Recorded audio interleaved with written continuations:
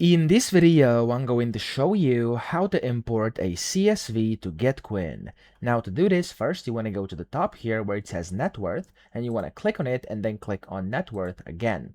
From here, go to the top and click on add account, and then you can select the account type, so either investments, cash, or liabilities. I'm going to go with investments right now, and I'm going to click on it.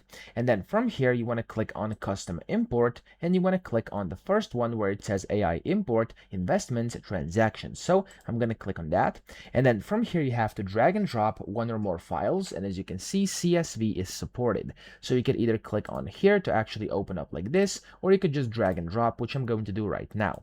Now, whenever you do this, AI is going to start analyzing this. And then in just a few seconds, you'll see all the transactions you can actually import from your CSV file. There we go. Here they are. If anything looks wrong, you can just click on it and you can basically change it. So in my case, let's say this is actually correct, but if it's not, just click and change, and then click on the import button down here bottom right. It's gonna start importing data, and there we go. As you can see, it says successfully imported transactions, and we did that all from a CSV file. So I hope this video helped you out. If it did, please subscribe to the channel and help me out as well.